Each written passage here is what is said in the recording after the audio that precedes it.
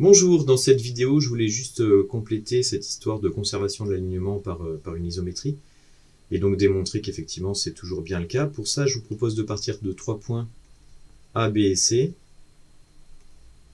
et donc d'imaginer que ces 3 points A, B et C soient transformés par une isométrie qu'on ne connaît a priori pas, en 3 points A', B' et C'. Alors, il ne faut pas que je fasse n'importe quoi sur ma représentation, parce que comme on est en train de parler d'isométrie, on sait que les distances doivent être conservées. Autrement dit que la longueur AC doit être égale à la longueur A'C'. Ce que j'ai essayé de faire à peu près ici. De la même manière, la longueur AB devrait être égale à la longueur A'B'. Alors j'aurais peut-être pu le dire dans l'autre sens, dire que A'B' était égal à AB, mais par symétrie de l'égalité, ça revient exactement au même. Bon, et évidemment, il faudra aussi que la longueur B'C' soit égale à la longueur BC. Voilà, donc ça se passe tout le temps. Et du coup, ça se passe aussi quand on part de 3 points alignés. Quand on part de 3 points A, B et C alignés, il y a forcément l'un des 3 qui se trouve sur le segment formé par les 2 autres. On peut par exemple dire que c'est le point B qui appartient au segment AC. Autrement dit, qu'on est dans une situation comme celle-là. Voilà, mais si on est dans cette situation-là, le chapitre sur l'inégalité triangulaire nous dit que la longueur AC est égale à la somme des longueurs AB et BC.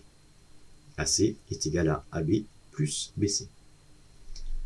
Autrement dit, puisque A'C' c'est la même chose que AC, que A'B' c'est la même chose que AB, et que B'C' c'est la même chose que BC, eh bien A'C' est égal à A'B' plus B'C'. Ce qui signifie que notre représentation ici n'est pas juste, puisque toujours d'après ce même chapitre, si A'C' est égal à la somme de A'B' et de B'C', cela signifie que le point B' se trouve quelque part entre A' et C', sur le segment A'C'. Voilà, alors il faut que je maintienne à peu près les proportions que j'avais ici. Ça ne fait d'ailleurs pas les proportions, ça doit être égal. Donc il faudrait que j'ai exactement la même longueur entre A' et B' qu'entre A et B ici. Bref, vous aurez compris l'idée. Voilà, et bien cette petite chose-là nous démontre qu'effectivement, n'importe quelle isométrie va conserver l'alignement de 3 points. Bien, donc on démontre que l'image d'un segment est incluse au segment. En fait, on pourrait même démontrer que l'image du segment, c'est le segment en entier. Qu'en est-il de l'image d'une droite? Parce que si on ne démontre que la conservation de l'alignement, il se pourrait, alors pas dans ce contexte-là, mais il se pourrait, que l'image de la droite AC, ce soit simplement le segment A'C'. Pourquoi est-ce que ce n'est pas le cas?